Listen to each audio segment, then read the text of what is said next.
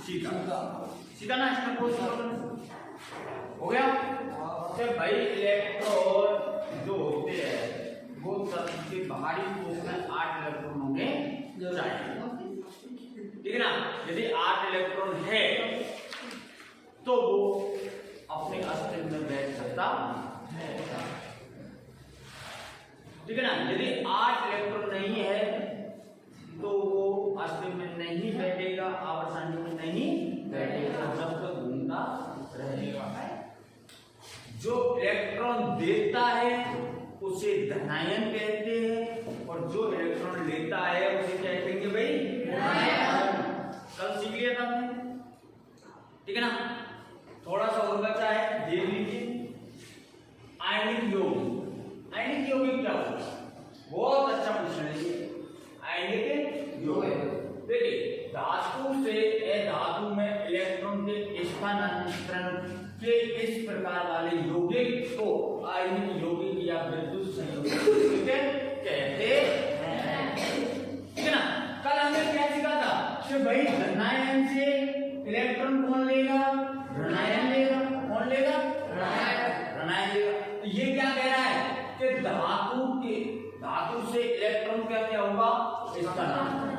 और किसमें होगा? अधातु में। किसमें होगा? अधातु में। तो ये क्या कहलाएंगे?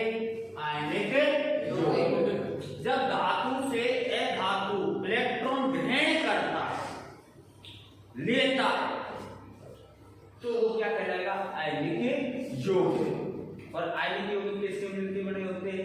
धातु व अधातु। क्वेश्चन लिखो।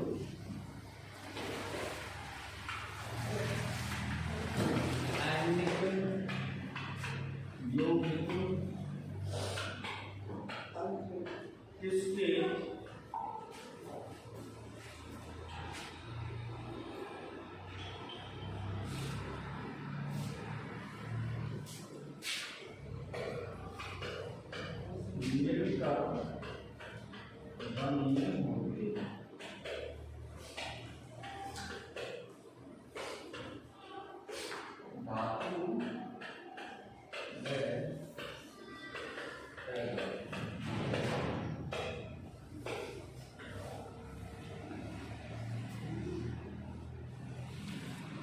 ठीक है भाई। आयनिक यौगिक किससे मिलकर बने होते हैं? धातु व अधातु, ठीक है ना। हो गया। आयनिक यौगिक लेंगे किसे? जब धातु अधातु को इलेक्ट्रॉन देता है या उन इलेक्ट्रॉनों का क्या होता है? स्थानांतरण। या इलेक्ट्रॉन को क्या हो जाएगा? स्थानांतरण हो जाएगा। तो उस स्थिति में बनने वाले यौगिक को क्या कहेंगे? डालो, नया यौगिक बन के आएगा, निर्माण होगा नए यौगिक। होगा कि नहीं होगा? होगा। तो उसको हम क्या कह देंगे? आयनिक यौगिक या विद्युत संयोजी यौगिक। भाई दोनों में से कोई सा भी आ सकता है, विद्युत संयोजी भी आ सकता है और आयनिक यौगिक भी आ सकता है। क्वेश्चन कोई सा भी आ सकता है, किसी भी नाम से आ सकता है, आयनिक यौगिकों के नाम से आ सकता है या विद्युत संयोजी, ठीक है ना। अब ये विद्युत संयोजी होता क्या है देखेंगे इसको भी। तो पहले देखिए आयनिक यौगिकों के गुणधर्म, बहुत इंपॉर्टेंट है। आयनिक यौगिकों के गुणधर्म आइए मुझे देख रहा हूं कि क्या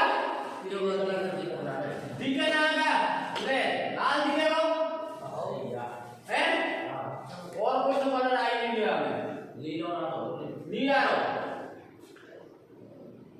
छोड़ गया है सब कलर, सब जाने तो वर्तमान छोड़ेंगे। भौतिक प्रकृति आयनिक यौगिक की पहली क्या है? भौतिक प्रकृति।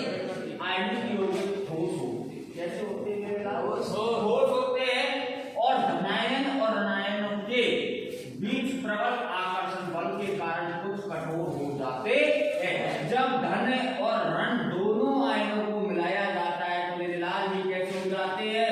कठोर हो जाते हैं, प्रबल हो जाते हैं, मजबूत हो जाते हैं। हो जाते नहीं हो जाते? दोनों आयनों को आपस में मिलाया जाता है तो ये कैसी स्थिति में आ जाते हैं? कठोर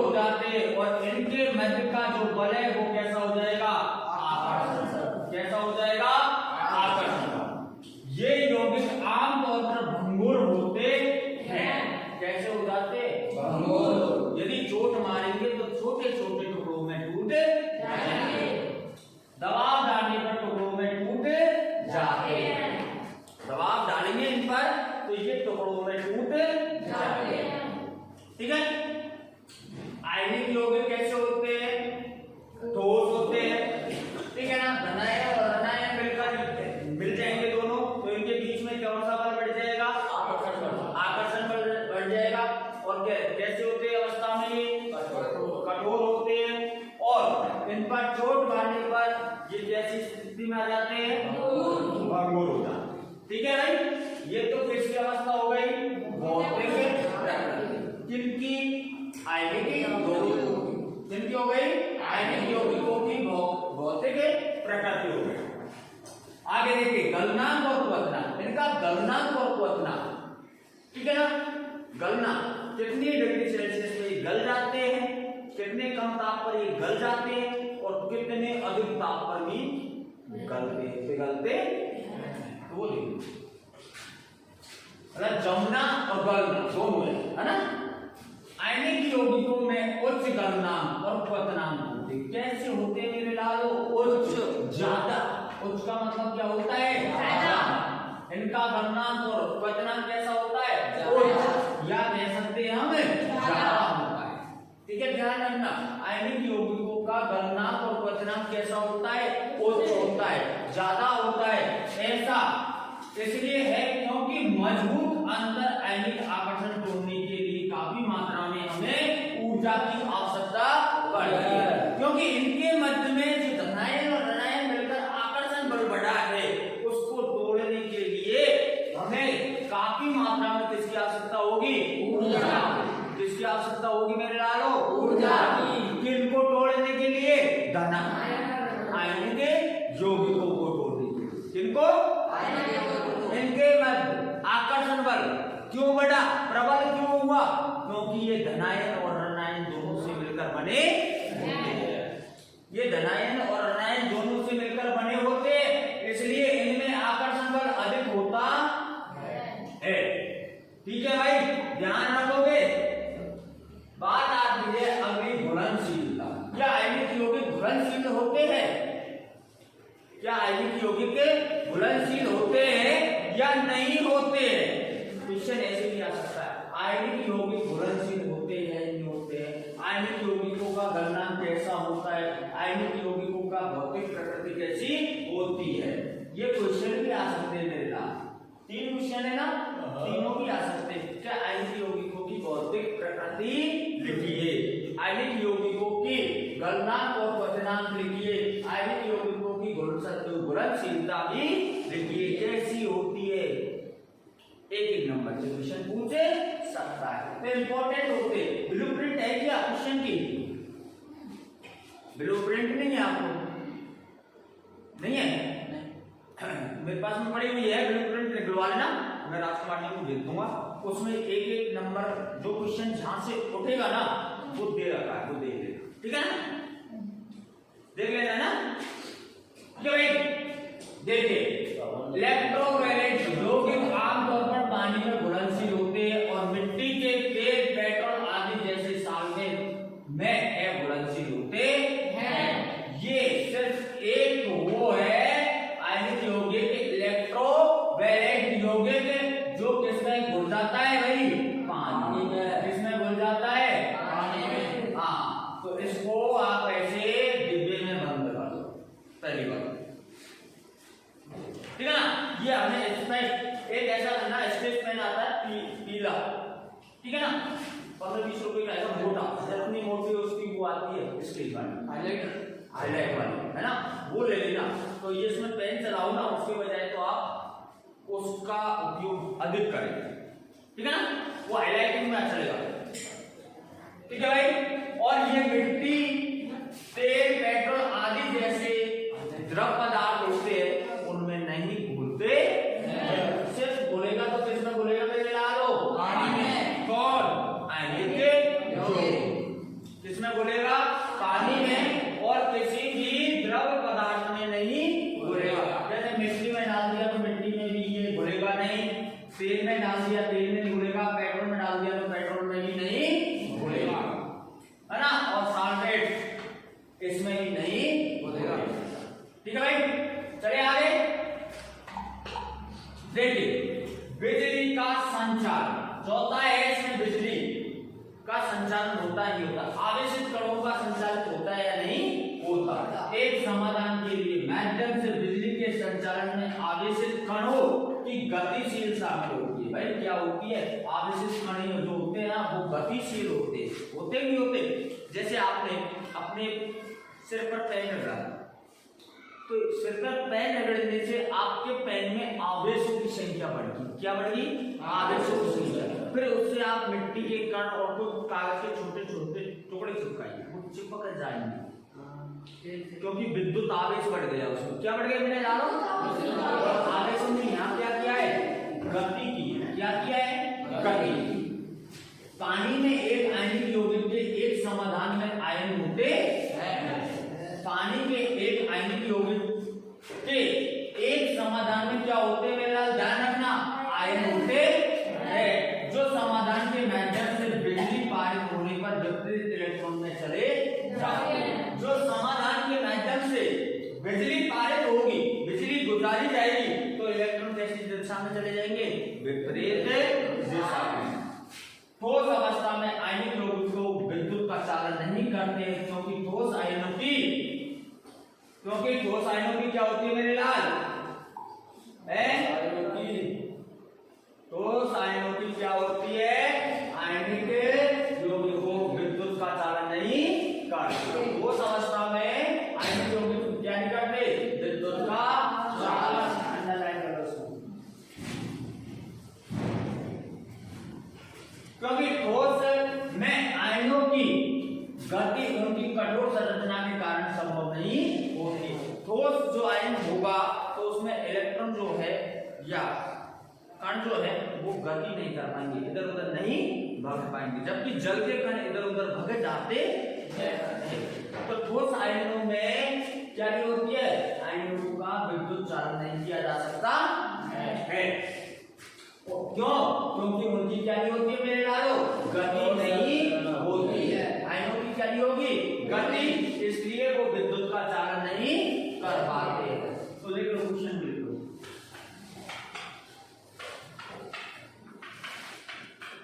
आयन में विद्युत का चालन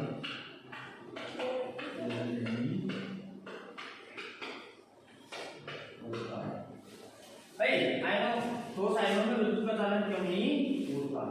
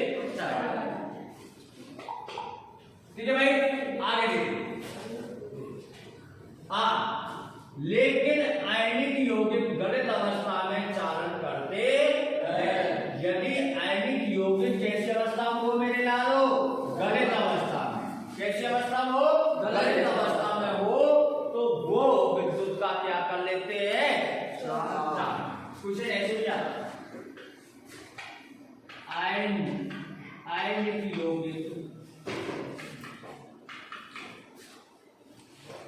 कौन सी अवस्था में विद्युत का चालन करते हैं।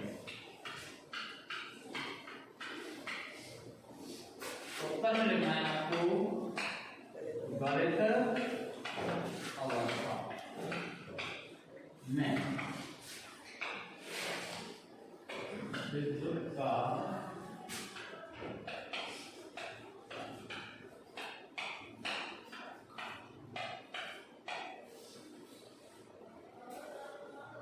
आयनिक यौगिक कौन सी अवस्था में विद्युत का चालन करते हैं? भाई कौन सी अवस्था होगी? गलित अवस्था। लिख लो।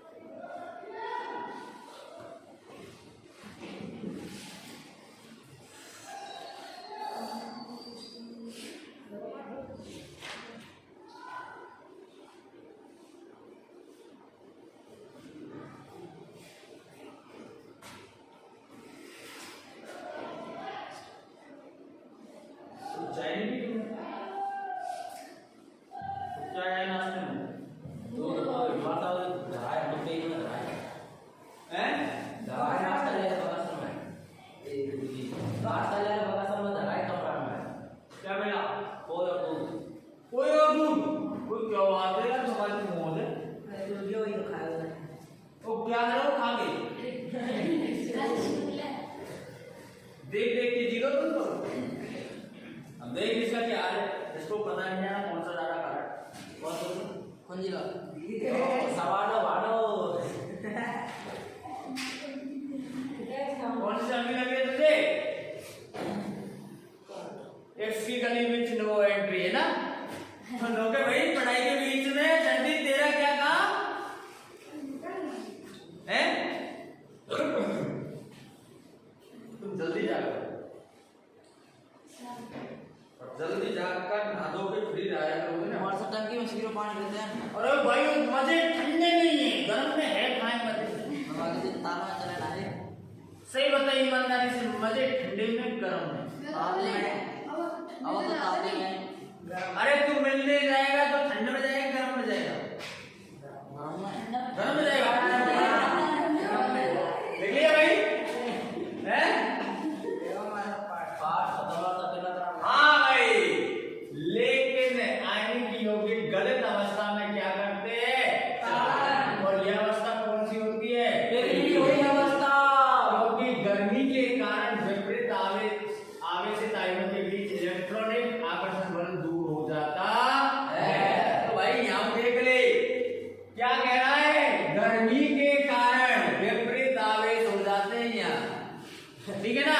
तो गर्मी में तुझे कैसे चिपकाएगा, ठीक है ना। विपरीत आवेश आयनों के बीच में इलेक्ट्रॉनिक आकर्षण बल दूर हो जाता है।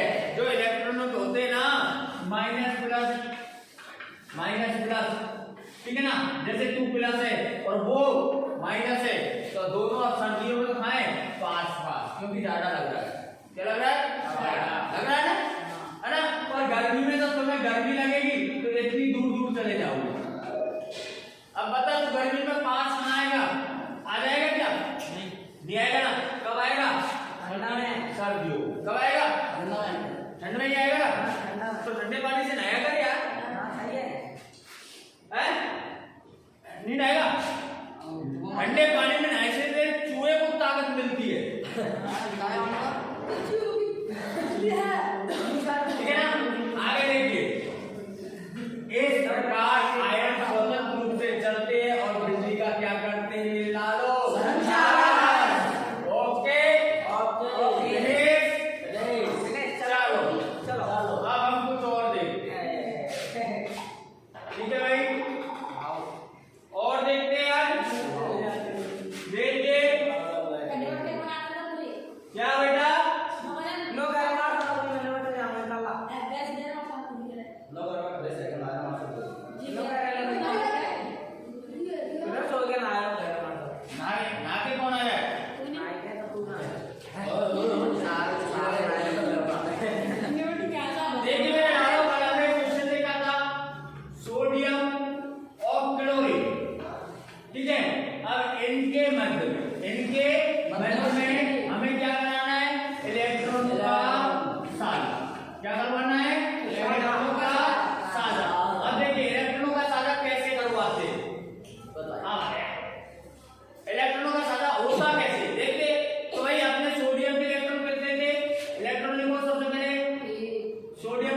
कितने थे? 2 8 1 और इसके कितने थे? 2 8 और 7। देखिए भाई इलेक्ट्रॉन किसके काम में जाता है? K N N K N N तीनों कोषों के नाम लिख दिए हमने। अब भाई इसके N कोष में कितना इलेक्ट्रॉन है? 1। इसके M कोष में कितने इलेक्ट्रॉन है? 7। अब किसको कितने की जरूरत है भाई? देखो ये लेगा तो कितने इलेक्ट्रॉन देगा? 7। तो ये कह रहा है भाई मैं तो दे दूंगा। क्या कर दूंगा? दे दूंगा। ये कह रहा भाई मुझे 7 देने में नुकसान है, मैं तो क्या करूंगा? 1 ले लूंगा। तो भाई अब देखिए यहाँ सोडियम कितने इलेक्ट्रॉन दे देता है? 1 इलेक्ट्रॉन। अब वो इलेक्ट्रॉन किस में काम आएगा? धन आएगा, क्योंकि दे रहा है, मेरे डालो ले रहा है। अरे दे रहा है तो कैसे आने में आएगा? धन आएगा। तो भाई हम लिख देंगे +1 है ना, और इधर लिख देंगे -1 क्योंकि इसने कितने इलेक्ट्रॉन लिए? 1। अब ये 1 इलेक्ट्रॉन त्याग दिया, 1 इलेक्ट्रॉन गायब कर दिया। मान लिया 1 इलेक्ट्रॉन क्या कर दिया इसने? गायब कर दिया। यहाँ से M कोष गायब हो गया इसका। M कोष क्या कर दिया आपने? गायब कर दिया। तो अब इसके M कोष में कितने इलेक्ट्रॉन आ गए भाई? इसके देखिए M कोष में पहले कितने इलेक्ट्रॉन थे? 7 और 1 और आ गया, तो 7 और 1 कितने हो गए? 8 हो गए। तो इसके M कोष में कितने इलेक्ट्रॉन हो गए? 8। और इसके भी आपके कोष में कितने इलेक्ट्रॉन हो गए? 8 हो गए ना। अब देखिए इसमें क्या होता है भाई, हमें लैंग्वेज लिखनी पड़ती है, इसमें हमें कुछ लिखना पड़ता है। अब वो लिखेंगे कैसे? तभी जाके हमारे नंबर मिलेंगे, नहीं तो हमारे नंबर नहीं मिलेंगे। पहले तो ऐसे उतारना चाहो तो मैं उतारने के लिए आपको दूसरा लिखूं क्या? क्या नहीं लिखूं? देखिए अब आप उतारना चाहो तो ऐसे उतार सकते हो। 2 8 1 हाँ 2 8 7 है ना। M कोष से 1 इलेक्ट्रॉन त्यागने पर इसके बाह्यतम कोष में 8 इलेक्ट्रॉन रहते हैं। ये N कोष में 1 इलेक्ट्रॉन ग्रहण करने पर अपने बाह्यतम कोष में 8 इलेक्ट्रॉन पूर्ण कर लेता है।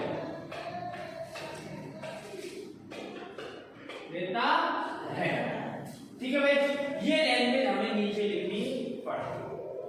ठीक है ना। अब एक आप करो, ठीक है करोगे? दो लो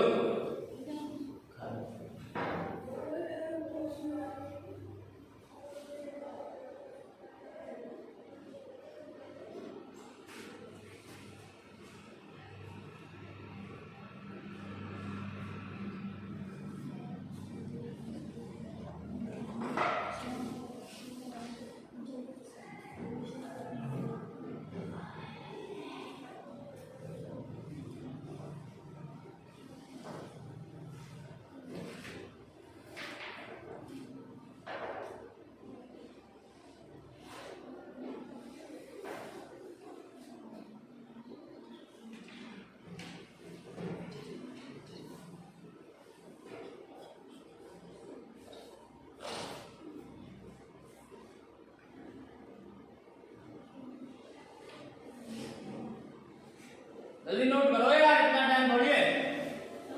नहीं मैडम से मिलने जाते ना तो इतना टेस्ट करने में टाइम नहीं लगाते, टेस्ट वगैरह करके तुरंत आ जाते। ठीक है भाई।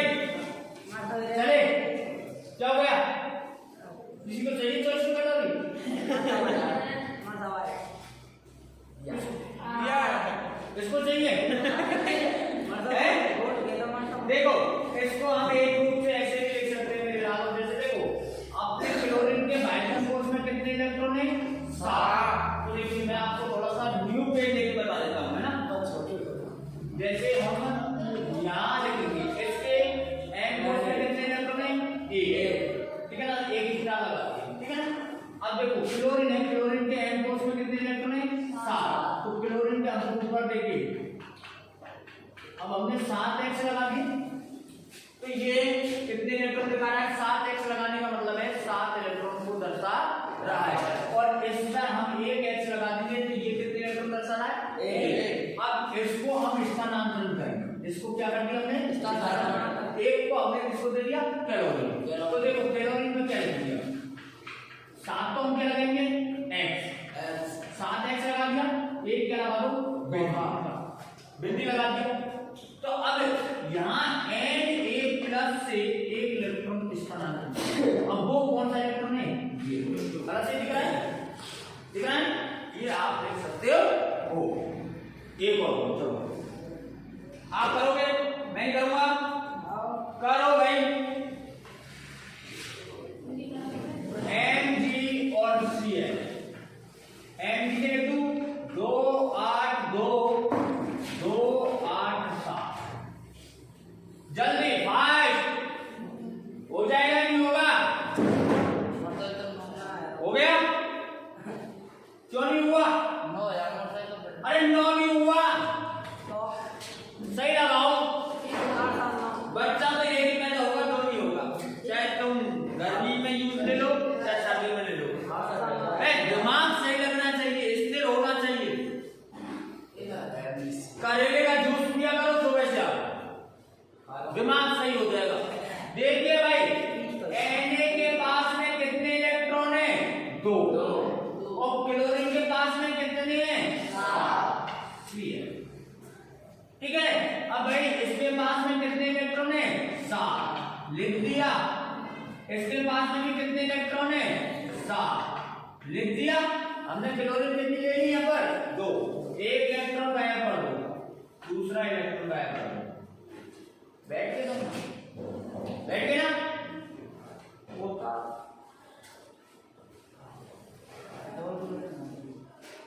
Cl2 होता है, कितना होता है? Cl2 होता ही नहीं होता है क्लोरीन। बस 2 ले लिया हमने।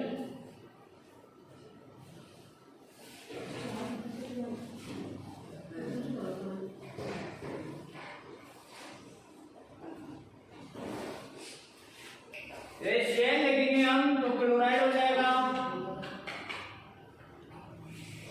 ठीक है भाई। और Cl2 लिखेंगे तो हम क्लोरीन।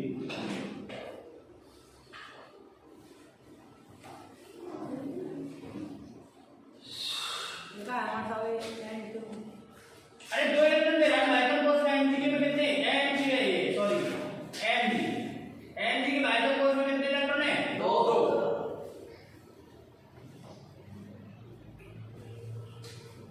Mg के माइक्रोन कोर्स में 2 इलेक्ट्रॉन है और वो प्रत्येक क्लोरीन को एक एक इलेक्ट्रॉन क्या कर देता है और अपने अष्टक कोश पूरा कर देता है। चौथे पार्ट में खूब सीखेंगे हम अष्टक कोश पूरा करना, मजे आएंगे। ये है ना, चौथे पार्ट में बहुत अच्छी तरह सीखेंगे, ठीक है भाई।